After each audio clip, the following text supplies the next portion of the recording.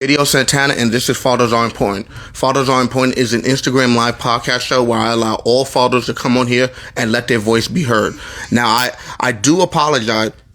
I do apologize for what just transpired. So we were having technical difficulties with the last live, but we got everything going now. So tonight we're going to be having Alan Donovan on the show. He's going to be my special co-host. Alan Donovan is going to be my special co-host for tonight's show. So, but who we really are going to be having is Jennifer Reed. Now, for those of you who know who Jennifer Reed is the wife of Chad Reed. Now, a lot of you have seen the shooting of the father that was all over the shooting of the father that was saying numerous times, "Where's my son? Where's my son?" We're gonna allow his wife to come on here and let her voice be heard. But first, let's get Alan Donovan on the show right now. There we go. There we Hey, go. brother.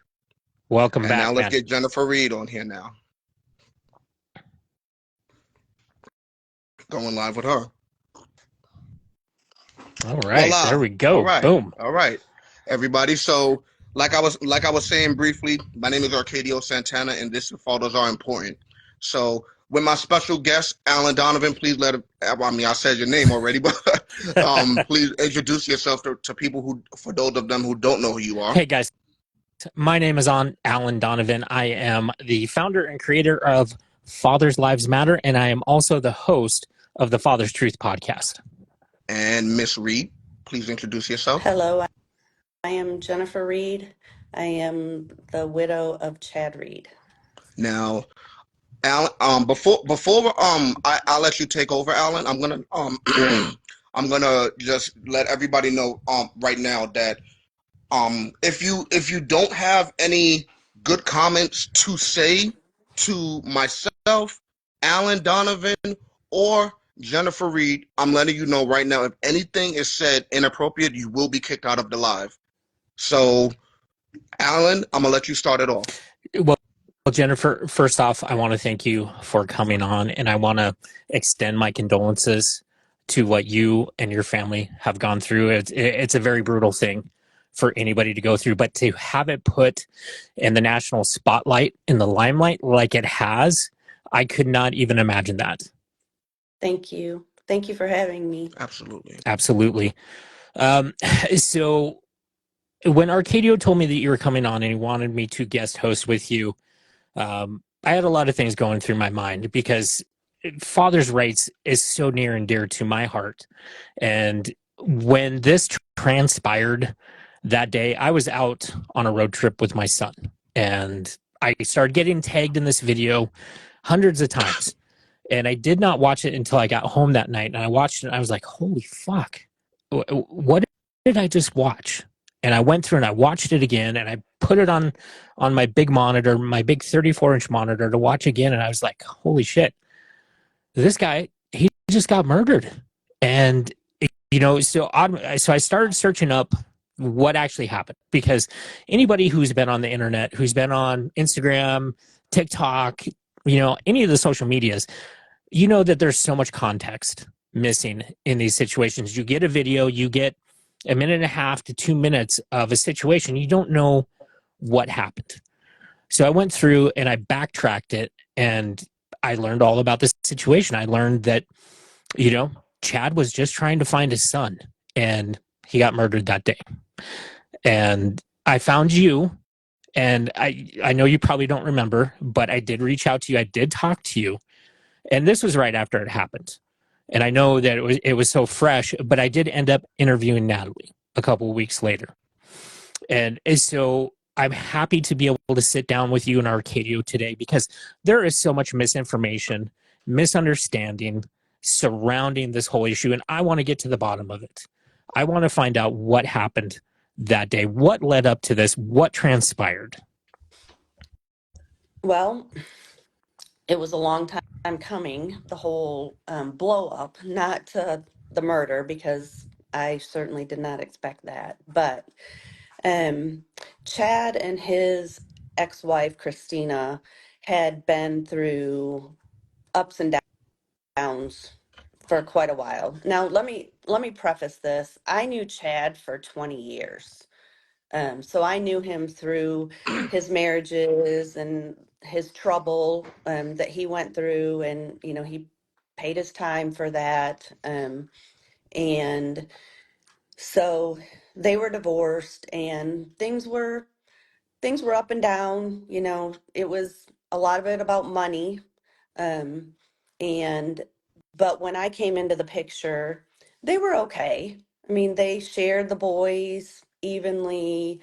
Chad would go to her house and help her with whatever she needed, and I was fine with all of it. Um, we started dating, and she even made the comment to Chad, "Well, at least I like this one." And so I thought, great. And Chad's mom and I had been friends for 20 years also. And so I thought, this is going to be a great situation.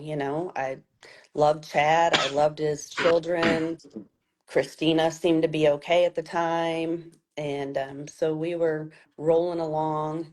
And then the more time he spent with me and not catering to her, the rougher it became. And she started um in the beginning she started calling me. It used to be, we were friends, and then I started getting your girlfriend, like all the comments were, well, your girlfriend. And he's like, call her by her name, that that she gives you that respect. Call her by her name. And she just continued and continued and continued. And so to try to prevent this, because I've been divorced twice and I have kids with both of my exes. And I get it. There's a lot of emotions, and when you function out of emotions, you say and do things that you don't necessarily mean. And so to try to prevent it, I wrote her this really long letter just saying, we want to co-parent together, and, we can do holidays together, because my exes, we celebrate birthdays together, graduations, it's about the kids. Hmm. It's about the kids. Well, and that's what co-parenting is essentially.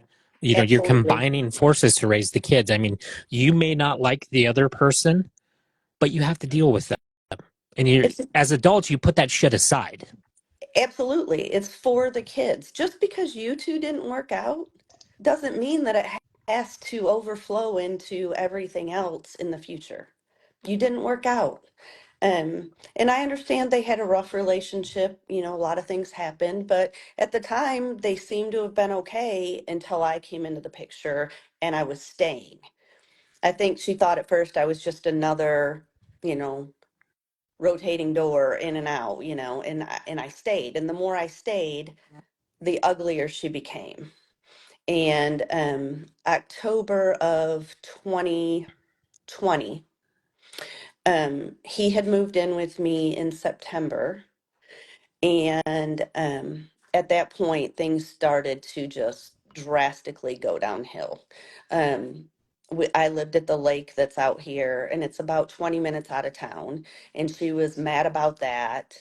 And she would pull her sons in, because they would tell us.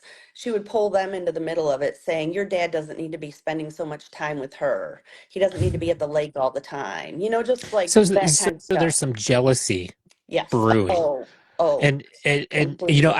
I think it's funny. One of the things that you mentioned is that once she figured out you were there to stay, that's when she started dehumanizing you. To go from Yes. saying your name to Yes. the Right. girlfriend, she's dehumanizing you. It Absolutely. sounded as if she was jealous. Oh, Yeah. completely, completely. His attorney said that woman's still in love with you, Yep. Chad, and I think she was, but she wanted her cake and eat it too. She didn't want to be married to him. She wanted to have her affair with Kyle, but you If I know, can't have him, you can't have right. him, kind of thing. Right. And so I had written that letter to her trying to diffuse the situation and say, Chad has made it very clear to me that he wants to still have holidays together, that, and I was fine with it. I was. And then she started dehumanizing me, like you said. And basically, after I wrote that letter, she wrote back and said, "Tell your bitch to stay out of our lives." And Wow. she she accused me that I destroyed their family unit. They had been Hmm. they'd been divorced for 3 years when we started dating. I didn't destroy any family unit. And so she continued the your girlfriend comments, and so it was Halloween and we were all going to do Halloween together with the boys, and she just continued with her hatefulness. So he said, "You know what, we're not doing Halloween together. We'll take the boys trick-or-treating, you can stay home." Now, And has she started playing games at this point with allowing Chad to see the boys? yes. Okay. Yes, she would play games like in the summer, that summer of 2020. Um, they they interviewed and hired a babysitter that would keep the boys in the summertime.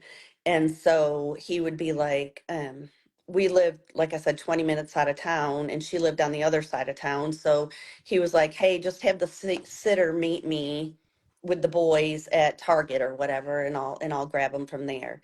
And she would be like, "Okay," and then she would d- have them show up, Now I have and a. then I'm sorry. Um, how many times have Chad been going back and forth The following is to family not court? legal advice. The following is not legal advice.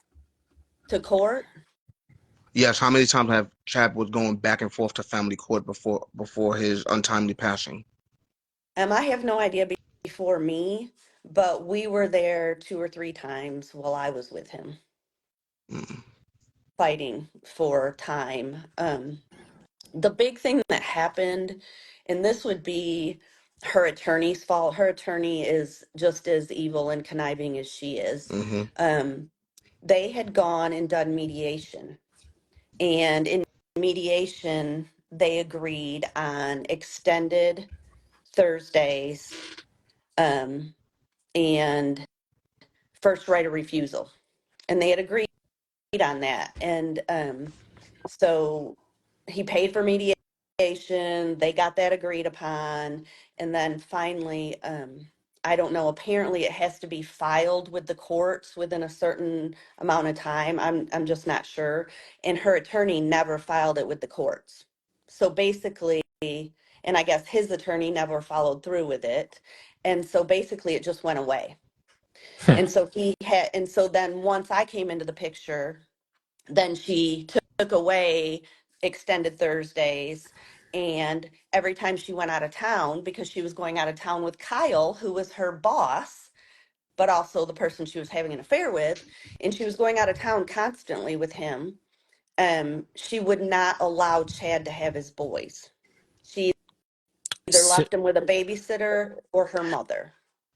so one thing that I find interesting, um, Kyle and Chad knew each other. They had Yes, been they friends did. at one point in time, correct? Yes, they were. At one point they were, and I even shared a picture where Chad had to tag, like it was a Facebook thing where he had to tag good fathers, Mm-hmm. and that for them to show pictures. And Kyle was one of them that he tagged. Holy shit. That Wow, that blows my fucking that's mind deep. to find That's out. deep. Because I think about my friends, and even guys that I'm not friends with anymore. I cannot imagine standing on a porch and gunning them down. Yeah. It just It's a fucking lot it of blows hate. me away. It's a Literally. lot of No hate. pun intended. A Evil, lot of hate. evil, Yeah. evil. So anyway, yeah, he moved in with me, and that immediately sparked her. Now at this time, we weren't 100% sure that her and Kyle were having an affair, but we thought they were. Um, but when he moved in with me, she had her attorney draw up paperwork that she put in a morality clause where the boys, if he had the boys overnight, like on a weekend, I had to leave my house at 8 p.m. at night where I couldn't be around the boys. And at that point, that's when we started digging deeper into all of this. affair stuff because we wanted this stopped.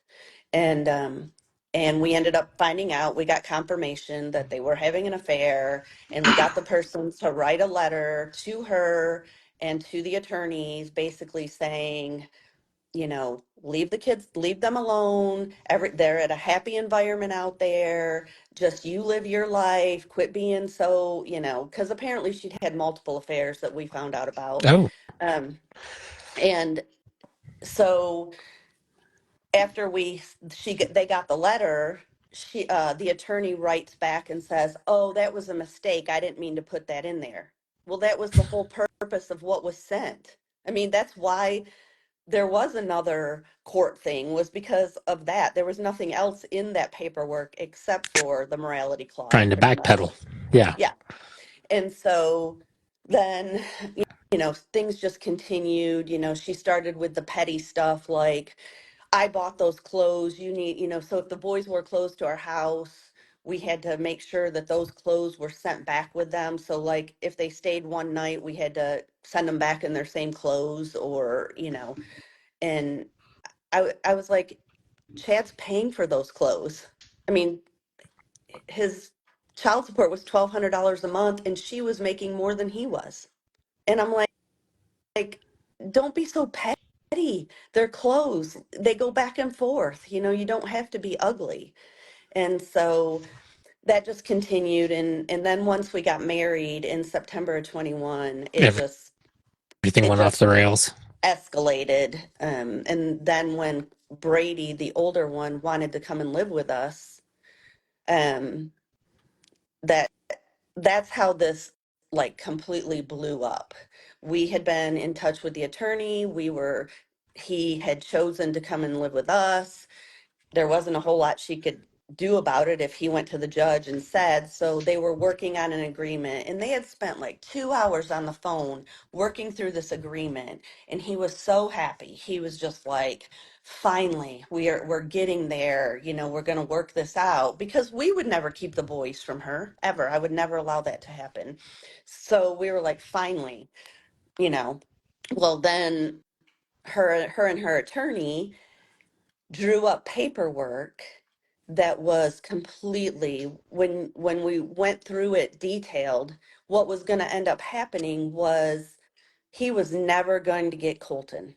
The way they drew up the paperwork and the way it was, we were never going to have the boys together, and we were never going to have Colton. And so he was angry about that. He's like, we just agreed on all this. I thought, and so he's like, fine, I'm just going to take her back to court. I'm just going to do it and get custody, at least of Brady. And, we'll go from there. And so, um, we were working on that right before this all happened. And on top of it, Chad, just like 2 days before, finally had a conversation with Anne Marie Carruth, who was the district judge in Lubbock, who is Kyle's wife. At the time, they were still married.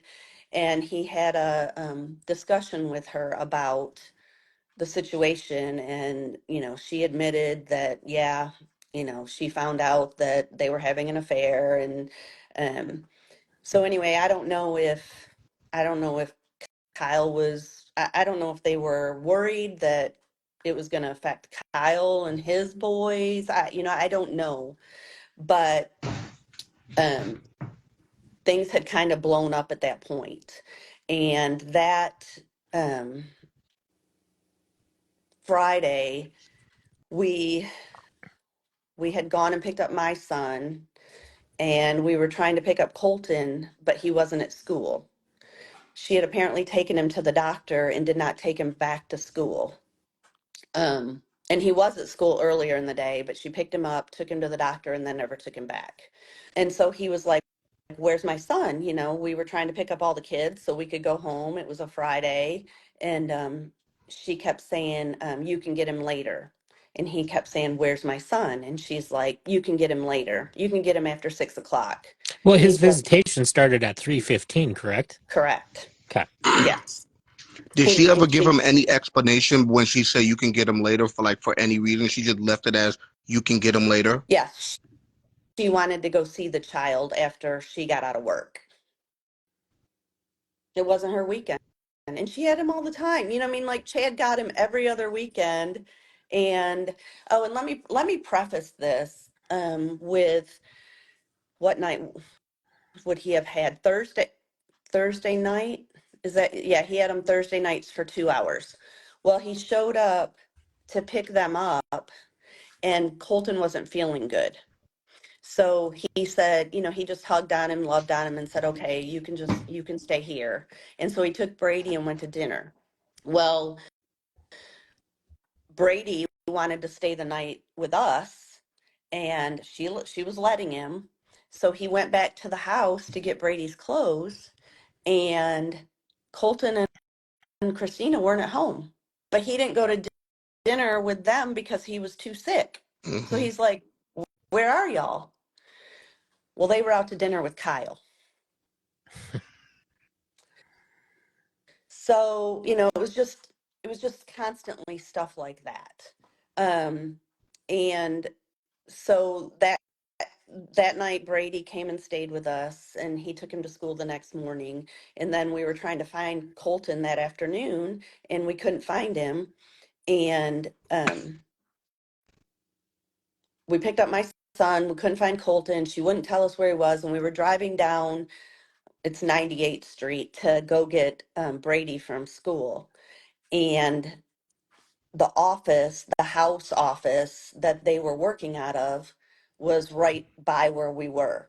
So he was like, he turned out, I didn't even know where he was going, to be honest with you, at the beginning. He turned down this road because we didn't talk about it. It's not there. This wasn't a setup. We weren't trying to, and he just turned down this road. And I was like, where are you going?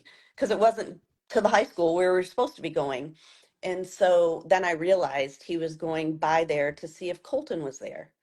And that was the bottom line. It wasn't, he's going after Kyle or Christina. He's trying to, he was just trying to see if his son was there so we could get him and take him home. And that's, he he got out and he was talking to Christina and Kyle got in the middle and Chad just said, stay the fuck out of this. He wasn't going after Kyle. He wasn't, and he was staying, 6 to 8 feet away from Christina. He wasn't trying to be, you know, physical or violent or anything. He just wanted to know where his child was. And then he told her, I'm going to take you back to court. I'm going to I'm going to get my children. I'm going to spend time with my children. And he had told her a lot of times, quit fucking with my time with my children. I just, he loved his kids, Well, loved his and you could kids. hear the anger Yeah. in his voice. Yeah. He just wanted his children. And, and then, and I was videoing, I get a lot of criticism for things, but I was videoing because she lied about so much. She would say, when we'd come pick him up, she would tell him that we were screaming or that we peeled out of the No, and driveway or, it's just, you're yeah, protecting yourself, you're protecting Kyle. I'm sorry, not Kyle, you're protecting Chad. And one of the things that people who have never been in this kind of situation where you're dealing with a high conflict situation is false allegations run rampant in these kind of situations. It's so easy for somebody to go, hey, Arcadio was just here and he pushed, he hit, he did this or he did that. So you're videoing to protect all the parties involved, not just yourself. It's for everybody involved. absolutely. And I have heard the criticism that you're about to talk about because when I posted the video, one of the first things someone said is, why are they still filming? Yeah. On my end as And well, that was definitely you know what? mentioned. And I'm going to A tell lot of people thought that it wasn't real at first. They thought, and like some people thought that I had hired people to act and do something like this. I wish it was an act. Um, and I understand it. And at first, I'm going to tell you, I was pretty much in a state of, I was out of it for a few months. Like I couldn't even function. And then afterwards, when I saw the video, I honestly, I'm going to, I'll tell the public, I would think the same thing. What the hell? Why is she still filming? What is her deal? And I'm just going to tell you, I, I did not process that Chad was dead or that he had been killed. I would literally remember sitting there saying, "Get up, Chad." Like in my head, I was saying, "Get up, Chad." The gun was quiet. It wasn't like it was some loud gun. In fact, my attorneys thought that there was a silencer on it. And I mean, I don't know. I thought it was a taser gun, I don't know. I did not process that my husband was dead at all. And on top of it, my 11-year-old child was sitting in the back And seat, he saw it. witnessing all of He this. saw everything. He witnessed everything, witnessed it all. And Kyle is standing over Chad, holding his gun, saying, "I told you to get off my property." Well, I'm not going to go throw myself into the middle of this situation with Kyle holding a gun and my 11-year-old sitting in the car watching his mom get shot. You know, what I mean, once he put the gun down and I was able to get up there and turn Chad over and he was gone, I just wanted to get out of the middle of the whole situation and get back to my child. And that video does not show, the video's cut off. The video's a lot longer than what is shown. And I fell to the ground and I just lost it. Can you I loved explain? my husband with every part of my being. I wasn't in this relationship for money. In fact, Chad didn't have a lot of money at that time because COVID had ruined his business. And I was paying his child support and I was paying his kids' medical bills. I wasn't, there's no money. I love my husband. We were married 2 months and I loved him with every part of my being. But I also had a child to protect. And at the time, it's just like when you're watching something on TV or you're watching, like 9/11, when the planes flew into you sit there just like, was that real? Like you're just not processing it until you have a moment. And in that 15 seconds, I did not process that this man actually shot my unarmed husband. I didn't. So Kyle came out and you cannot, and people say he was chest bumping him, so Kyle had a right to shoot him. Well, you know what? Chad became the defendant when Kyle came out and shot at him. Well, he shot at his feet first. Yes. And so Chad had a right at that point to defend himself. And he did. Absolutely. And that's one of the things I've heard time and time again over and over is people say, well, why did he reach for the gun? And I want to say, I look at these people and I'm like, okay, have you ever been in a situation similar to that? Your first instinct is to reach for that weapon to get it away from you so you don't get shot. And you have a right to defend yourself. And so many people, I don't know, they have a brain fart or mind fuck or whatever the case is, but they automatically go to, well, he was defending his property. Oh, bullshit. He wasn't defending anything. You can't. Chad was not aggressive towards him. Bottom line, No. he should have never got involved. No, Kyle he should have should never got have involved he should have never got with involved. it. And you cannot just shoot somebody on your property just to shoot somebody on your property. In the beginning of the video, I had seen that he walked inside and went away, which seemed as the right thing to do. But then with him coming back with the weapon and threatening him to leave when he's explaining to her, saying, "Where's my son?" and everything, that's totally wrong. Now, I just wanted to ask you briefly, because you had mentioned your 11-year-old son. What was your son's relationship like with Chad? They had a great relationship. Chad, we had a lot of fun with the boys. Frankie was really happy to have siblings his age to play with, and we all had a great time together. But and I want to go back to you saying, Kyle went in the house. That's another thing. The self-defense claim, one, if he was so worried about it, why did he leave his girlfriend outside and go in the house? Why didn't he take her in with him? And once he got in the house, if he was so terrified, why did he come back out? Why didn't he call Exactly. 911 or whatever? The, and in the video you watch, when he goes in the house, she takes 20 steps backwards So out of the Absolutely. line of fire because she knew what was that coming.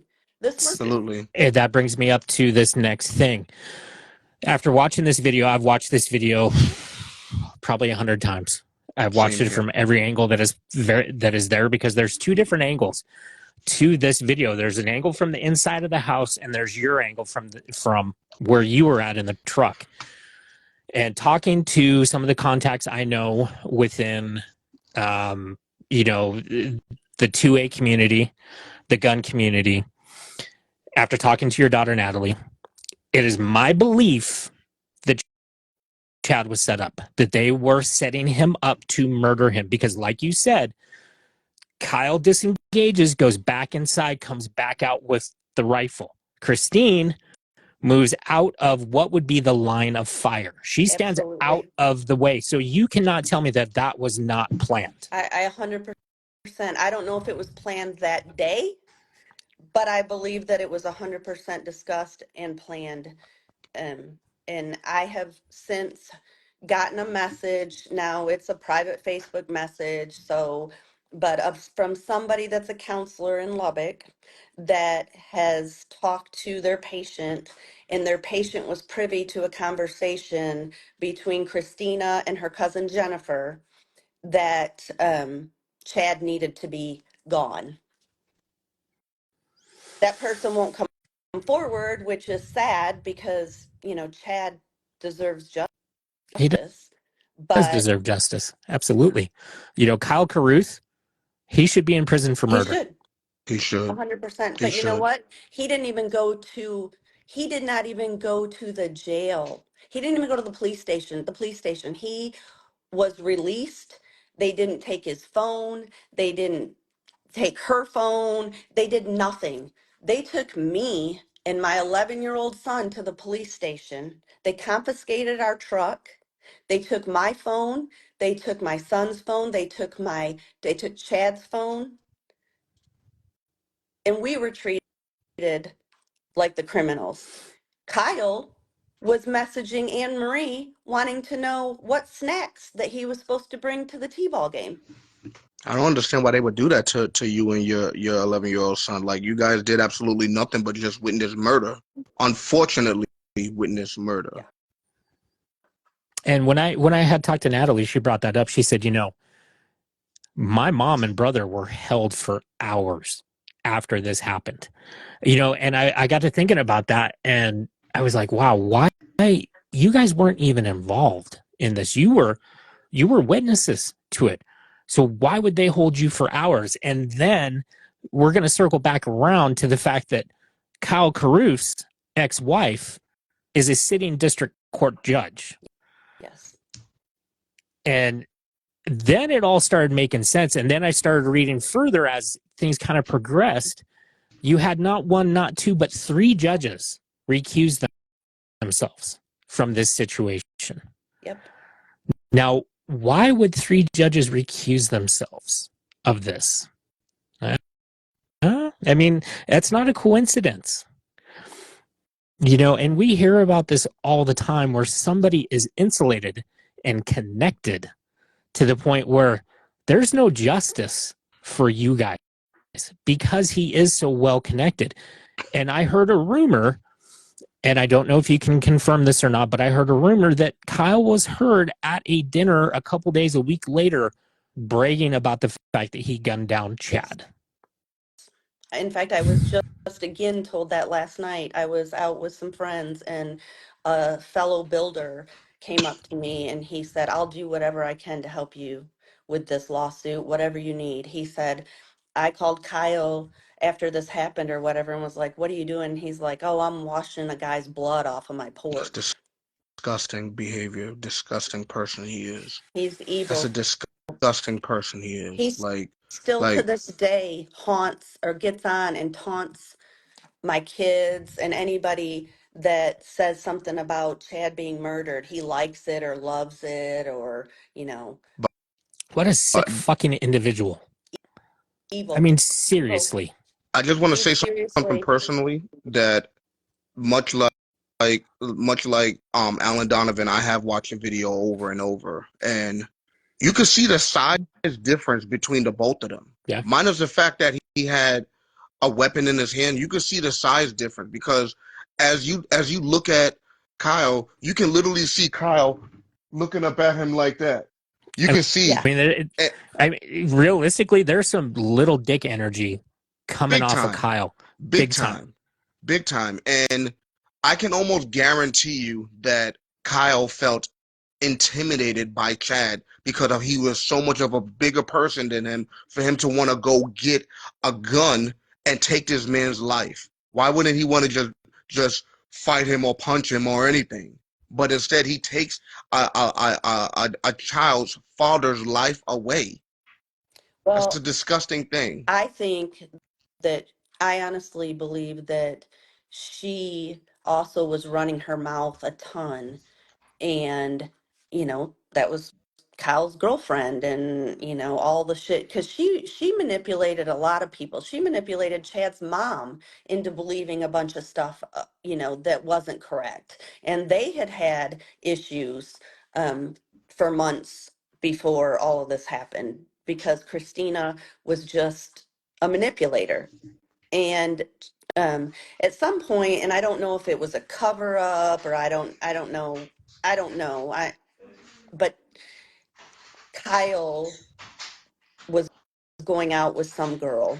I can't think of her name. Um, and a friend of mine started messaging the girl trying to get some information, and the girl goes on about she hates Christina and how Christina manipulated Kyle to do this.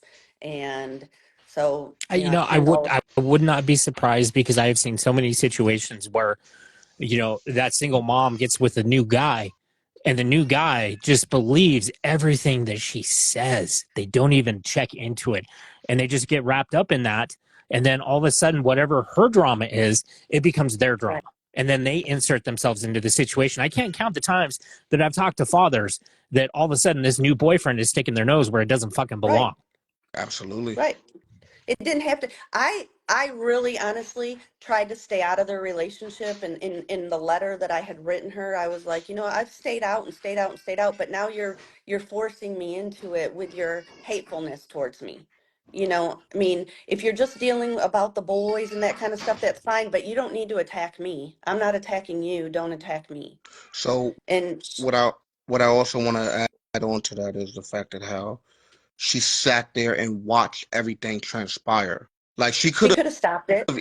she could have easily, with the snap of her finger, just diffused the whole situation by saying, "No, no, no, no, no, we're talking. I got this. Go back inside." She could have diffused the whole situation by jumping in between the both of them or holding Kyle back, but she didn't. She sat right there and allowed everything, She everything to transpire. She knew it was going to happen. You can She tell in the definitely knew video it was that going to she knew it was happen. going to happen, and she wanted it to happen. She wanted Chad gone, period. She didn't want to have to deal with him and her boys. She just wanted him gone. She wanted the control. She's wanted the control the entire time that I was around. And I kept trying to tell her that's not a way, we can do this together. You don't have to, but that's Has not what she she ever wanted. She responded to got you when you would reach out to her by being very positive, like you said, like you try talking to her in a positive way, like we can do this together, we could co-parent, we want to co-parent together. Has she ever responded it to you personally by saying that's a great idea, or I would like to talk to this or that, or about anything positive towards that? No, she wrote back and told Chad to tell his bitch to stay out of their lives. That was her response. Alan, I do you mean, have anything to say to this? it doesn't surprise me. I mean, in all the times that I've been doing this and working with fathers who have, once again, we circle back around to the high conflict baby mama, they have no civility in them. They Yeah. can't be civil to save their life. Rather than sitting down with you and talking to you like an adult, they do this shit. They act like a junior high kid. They act like a high school kid, throwing insults, slinging mud. That's their answer to everything because mentally they don't possess the ability to sit down and have a, talk with you. No, complete emotional Yeah. immaturity. I mean, just emotional immaturity. That's who she was. What's sad about this is that courts don't see this unless you have to go out of your way and video record and everything, which is very sad that we have to go out of our way and buy a body cam or pull out our phone and do this or that. Courts don't see this. Family court would believe the mother before they believe the father in a situation like that. If I'm pretty sure Chad must have came home disappointed numerous times from family Yep, court. I'm pretty sure absolutely. he has came home sad, disappointed numerous times, and it's almost like it's her word against his word against her, and they automatically believe her over him. Yeah. You know what? It amazes me how quickly the courts will sign stuff that just isn't relevant.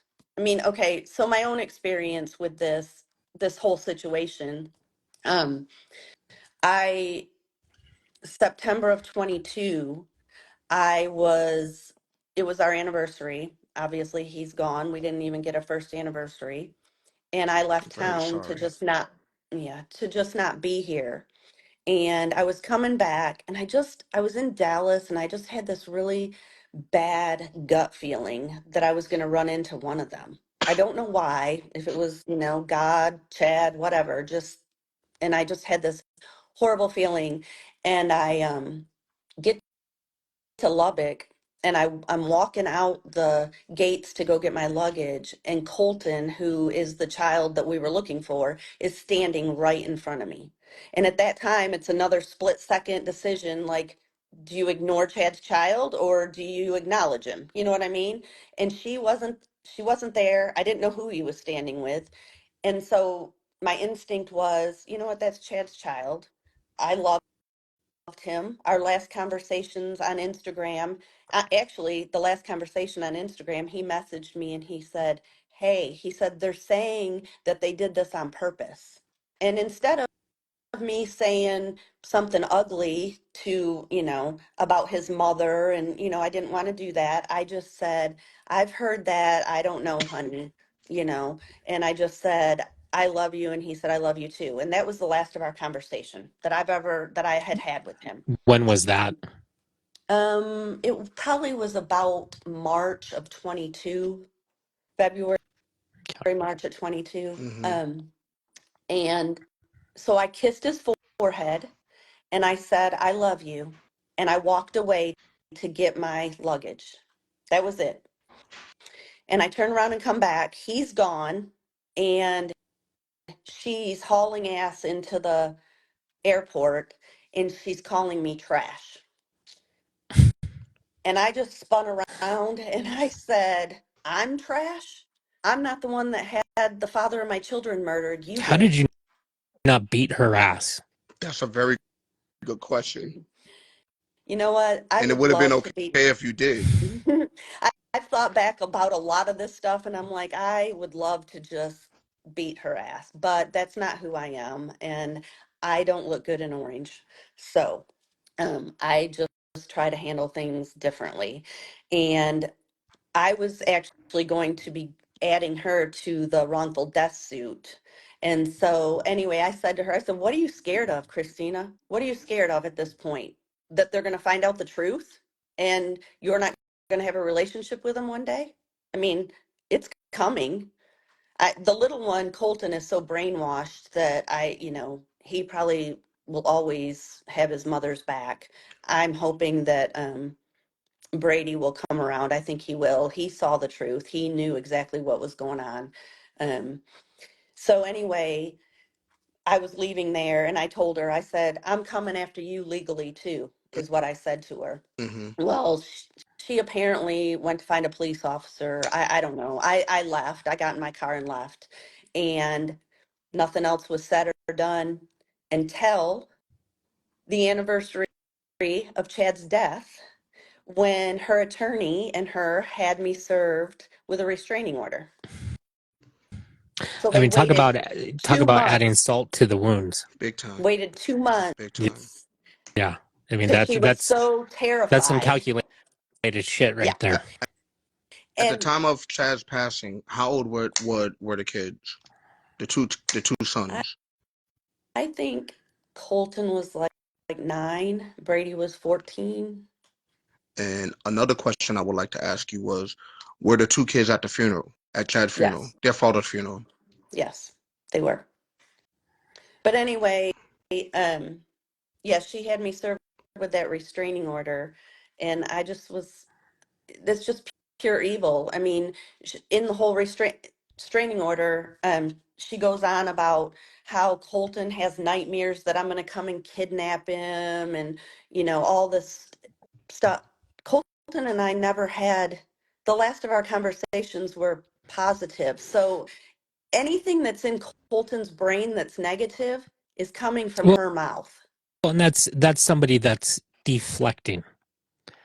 You know, she's obviously deflecting because, like you just said, anything that Colton is experiencing that's negative, that was fucking done by her. Yeah, all by her. All by her.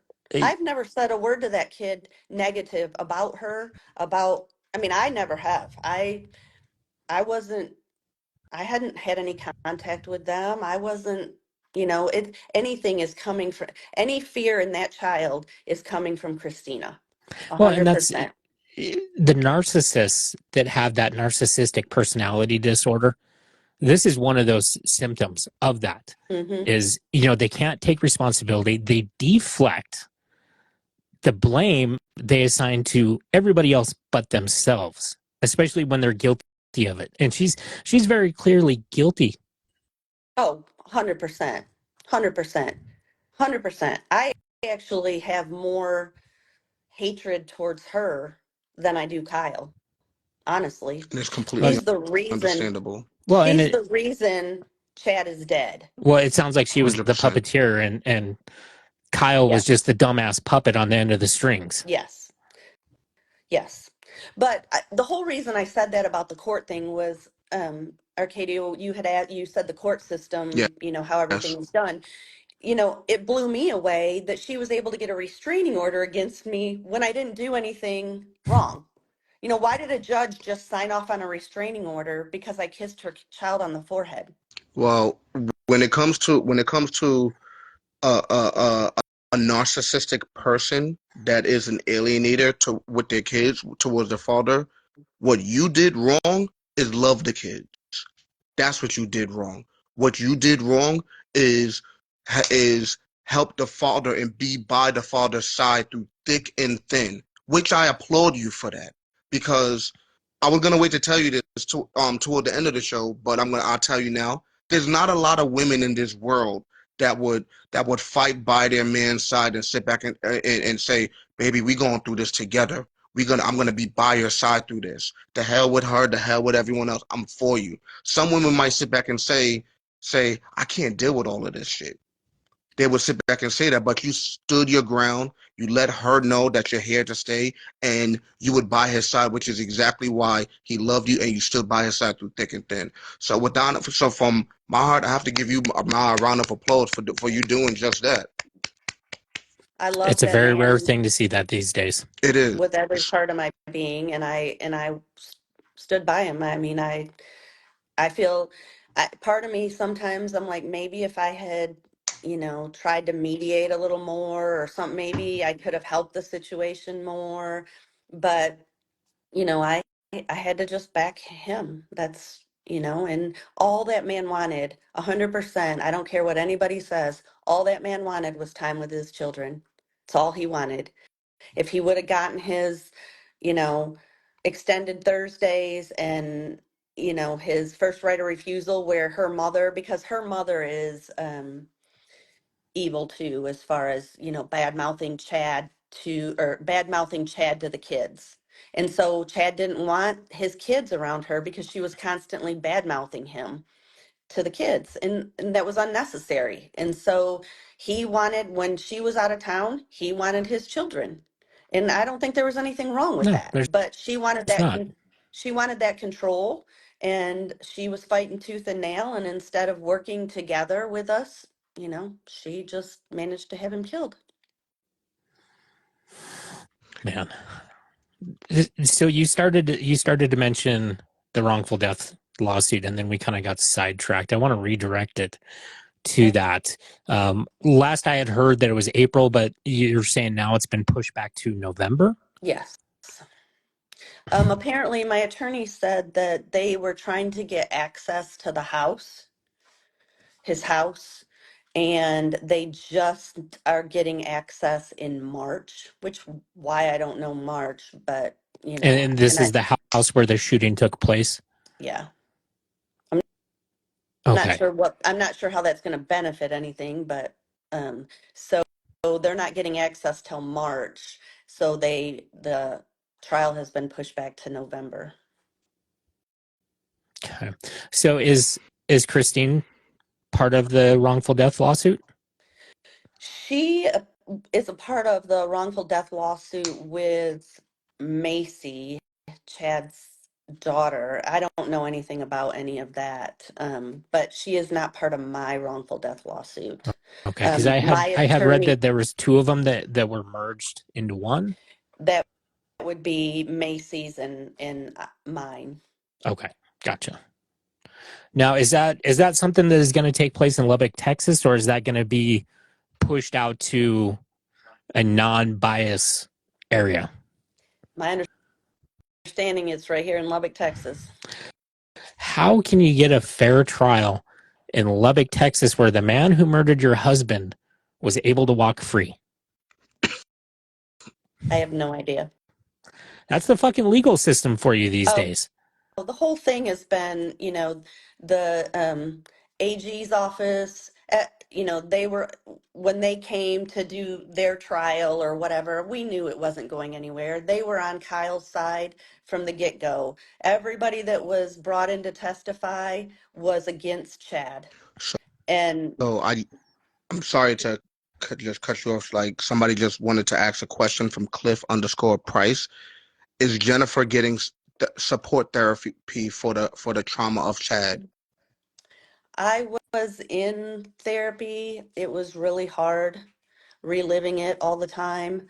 I finally, I had checked myself into Sunrise Canyon here. It's a mental after that because I was extremely suicidal.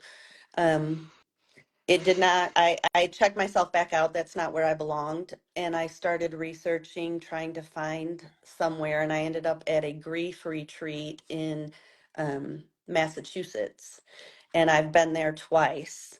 It really helped. I I can't think of the therapy I tried. I tried some therapy that's supposed to, you hold these things and it's supposed to help your brain process things quicker. Um, that was really intense for me and I had to back out.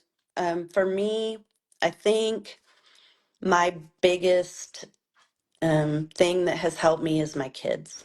I finally had to make a decision after some hard talks with my kids.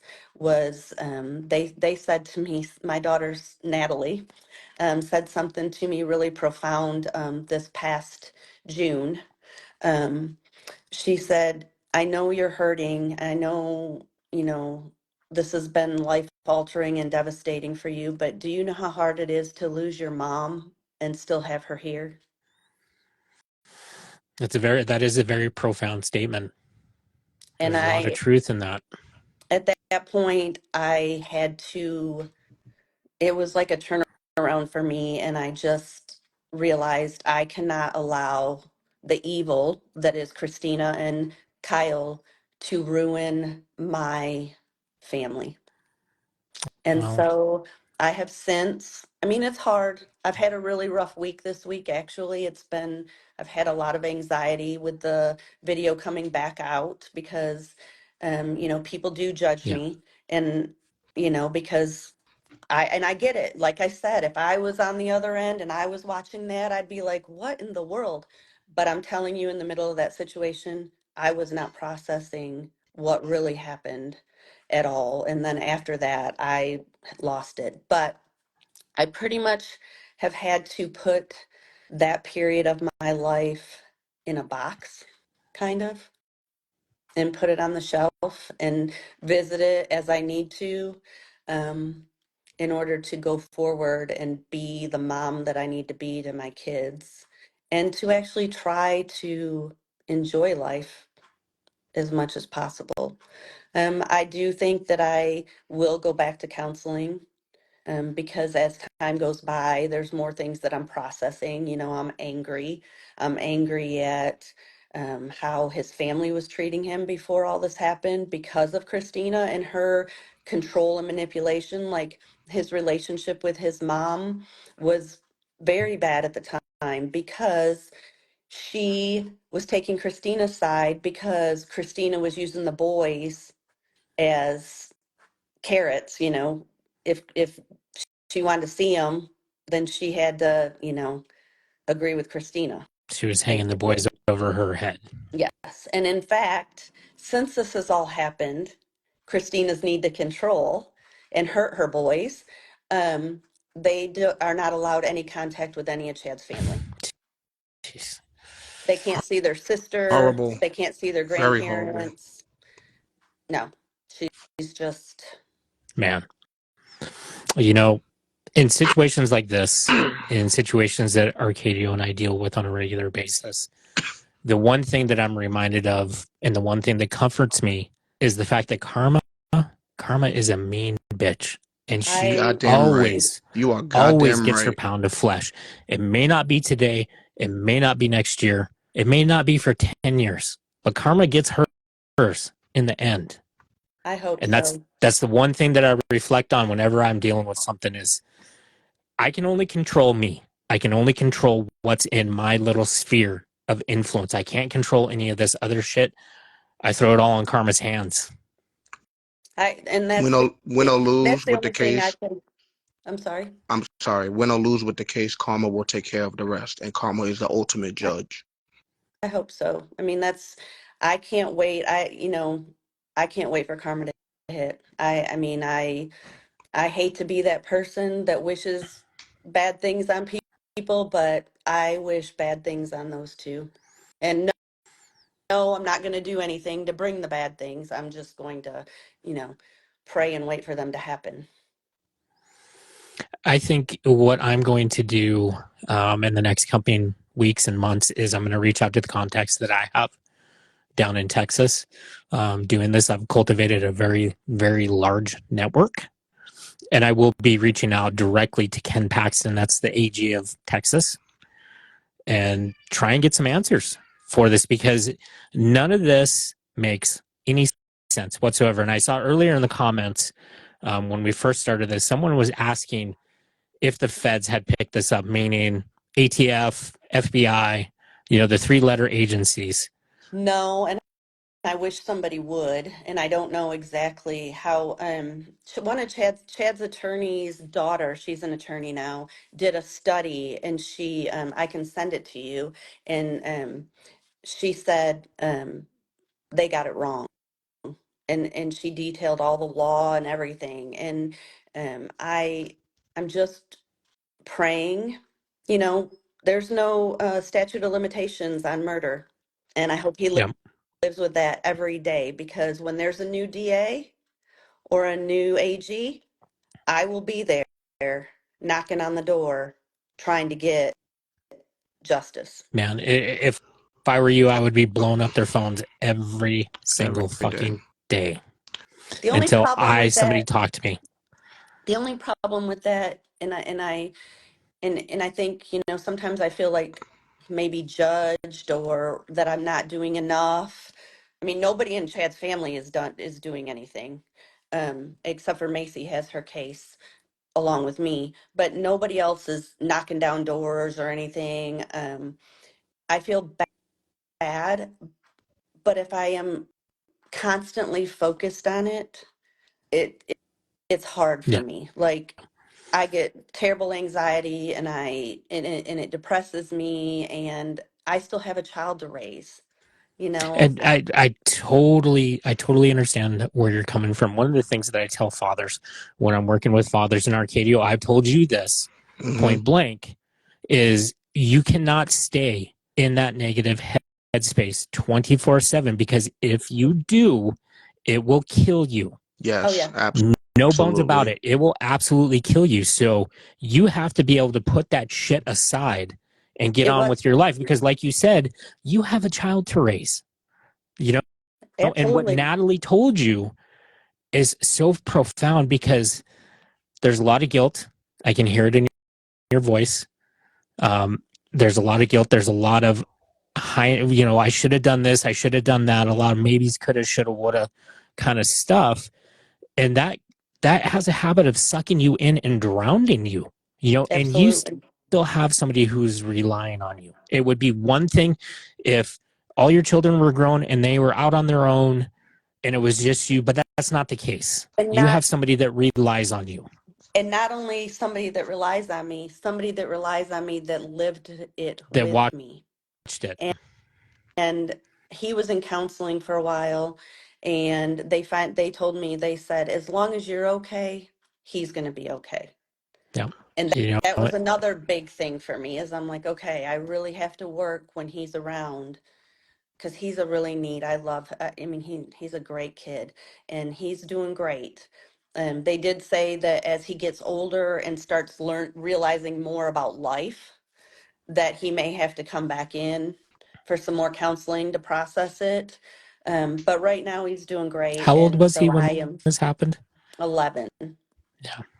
Wow. Yeah. And that's a lot to carry with you, and the other thing that I tell fathers is you cannot be a father and take care of somebody if you're not taking care of yourself. You have to come first. You have to be able to take care of yourself, Mm-hmm. and you have to be able to heal whatever is wrong with you, whether it's mental, physical, emotional. You have to heal that stuff before you can be any good to anybody, even yourself. Absolutely. I was a disaster for, let's see, Natalie's conversation with me was in June of 23, and he was killed in November of 21. So I mean, I'm not gonna, I, I crashed. I was drinking all the time. Anything to numb the thoughts going through my head is what I was trying to do. No, yeah, you were And trying to escape reality yeah, of what it is now. yeah. And, if it wasn't for Natalie, I'm not sure I'd still be here, because she was living in California. No. She uprooted her whole life and came back and stayed with me 24/7 to, get me through, because they all thought that they were going to lose me. And, thankfully, I have an amazing support system. And thankfully, I know they say time makes things better. It does. I mean, it's never going to go away. But the time has allowed me to heal enough to actually be able to do a podcast like this, or talk to people, and process it, and help Frankie through it all, because he did live it, and no 11-year-old should have to live that. No. And that's another thing that really angers me, is that if Kyle or Christina's boys had been there, they never would have done what they did, because they So wouldn't I have want to put just their children through that. so I want to now that you mentioned Christina, I wanted to ask you this, like, to anybody, a message that you would send to if to anybody, especially me, if anybody was in your shoes, a civil message would be middle fingers and simply saying fuck you to them. But if you had a civil message to Christina, what would your message be towards her? Well, my message to Christina would be, how do you live with yourself knowing that you're the reason that your boys, will never know the love of their father growing up? He won't be at their graduations. He won't be at the birth of their children, their weddings, nothing. They will never have that experience to have their father there because of her. And I just don't know how do you live with yourself? And then my other message to all mothers or all custodial parents, my message would be love your children more than you hate your ex. Love your children more than you hate your ex. So, I mean, You're putting like tears. I'm fighting so hard right now not to shed tears for you right now, and I'm sure vice versa on Alan's side as Yeah. well. And we're here for you. We may not be there in Texas, but we here for you. And we Alan, you have anything else to say? I, man, we could spend a lot of hours going down the various rabbit holes and everything, but I think you succinctly put it that you have to love your children more than you hate your ex. hey, and I wish yeah, more people realize that. I want to address something. I just saw a comment come through that says, ask me if I live that. Yes, I do. I have a wonderful relationship with my exes because of my children. And one of them, we had a really rough marriage. Frankie's dad, we had a rough marriage. And you know what? It's all about Frankie. We go to his golf stuff together. We go to his class meetings together. I love my children much more than I hate my exes. And it's all about them. And I will do whatever I need to do to have a happy environment for all of them. It's not the children's fault that we didn't make our marriage work. And the other, And that's a very important point. You're Yes, and this very, goes to very. everybody that's listening out there. Men or women, father or mother, you guys need to understand one simple fact. Your, your children did not get to pick who their mother and father were. They were thrown into the middle of it. And the things that mothers and fathers do to each other, that doesn't need to be happening, because there's only one person that truly loses in that situation. It's the child. absolutely. The kids They don't need to, didn't ask to be here. no. They didn't No. ask to be here. They're here by two parties, not one, two parties. And when you hear of the back and forth going on, you would honestly think that the age group of people that's doing it, the parents, are kids when Yeah, they're grown yeah. adults. They're grown adults in their 30s, 40s, or sometimes even early 50s. It's operating out of emotion It and Yep. is. instead of operating out of, processing what's real, and you're operating out of a state of emotion and wanting to control things and wanting, and you cannot do that. You have to think about your children first, and you have to put them at the top.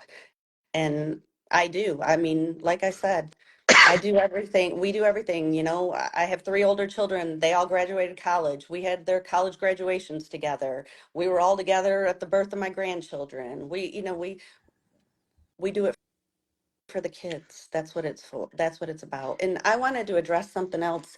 You had asked me a question about the judicial system and if I would change something. And one of the things that I Yes, think needs to change yes. A reform in family court. yes, is that you know, I understand there's special situations that command like one parent having custody and the other parent having limited visitation. I understand that there are cases like that have to happen. However, I think that the majority of the cases where there are two loving parents, that there does not need, it needs to be joint custody. That's what I have with my exes. We have joint custody. I never wanted a dime of child support. I it wasn't, it was about the kids for me. We worked together for the kids. I think child support creates, now I understand that there are many cases that there's not that working together and that it has to be that way. But if you have two parents that are both willing to contribute to the child and they have them 50-50, let one parent take care of them at their house and all the expenses, and let the other parent take care of them at their house with all the expenses. And it doesn't have to be a constant fight for more money. And, you know, because that's what Christina kept trying to do, is get more and more money. And Chad didn't have it. And Yeah. so he was constantly having to pay for attorneys to fight the fact that he didn't have that money to pay her, but he had to pay it because otherwise she was taking him back to court. And I just think that there needs to be reform, that it's 50-50 custody, you know, agree on if somebody can carry the insurance, like my kids' dads, they carry the insurance, but it doesn't have to be one parent has all control. Because I believe that that's what causes a lot of animosity, when you have a controlling parent like Christina, who had the complete control and Chad couldn't do anything about it. Absolutely. Wow. Yeah, unfortunately, unfortunately, the money is the root of the evil within the It family court is. system. That it definitely is. And let me tell you, I was just thinking about something, how right after this happened, this is how I don't know what her thought process is. It was right after this happened, Thanksgiving, Colton was going with Kyle to his family ranch in Dallas. She just let Kyle take Colton. And I'm just like, well, what is your process in your brain? There's very clearly some issues Yes. there, man. Wow.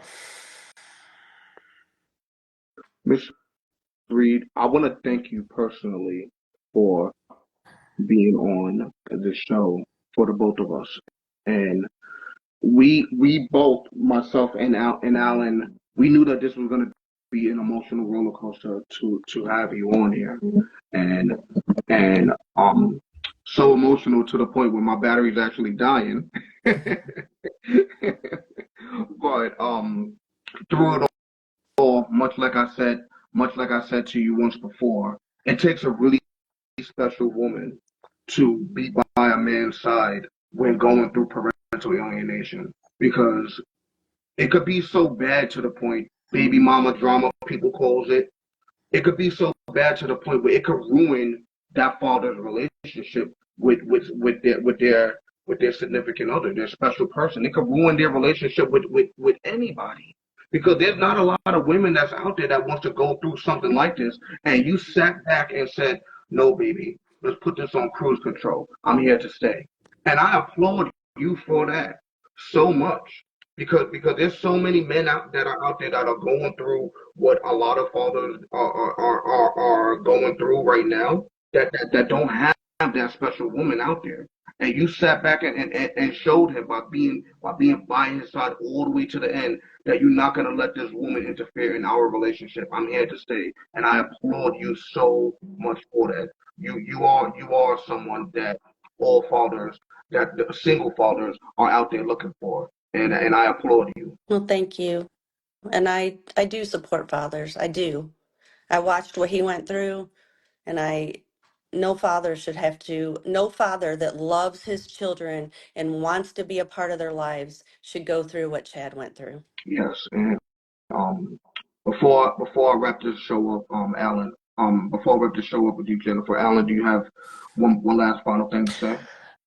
I just want to say thank you, Jennifer, for coming on. I know Thank it's you for been tough. having me. I appreciate it. You're a very strong woman, Very. and I knew that. I knew that just talking to Natalie, when I interviewed her. So I really want to thank you for giving us your time and coming on and revisiting that tragedy. Because I couldn't imagine what it would be like to be in your shoes. So thank you very much. And I want to let you know that, as Arcadio said earlier, we are both here for you. If you ever need anything, DM me, DM Arcadio, text Arcadio, whatever the case may be, and we will do everything we can to help you, because at the end of the day, we need to be here for each other. Absolutely. And I have to say, the father community has been a huge support behind me. And I am so incredibly blessed by y'all. I mean, my family and the Father's Lives Matter community, y'all have been a huge blessing. And I'm sorry I couldn't come on before now, but I've gained my strength and I'm ready to talk more. And I'm hoping that karma does come in the future. Well, you know, I know Arcadio will be keeping his fingers crossed, as will I, that karma pays a visit, and I'm sure karma will at some point.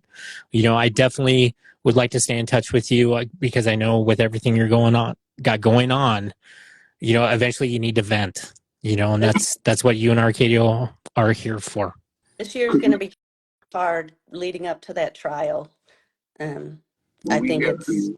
you know, Could you please share the love from Long Island, New York, and also from Montana, letting everyone in Lubbock, Texas know why fathers are important and why father lives matter.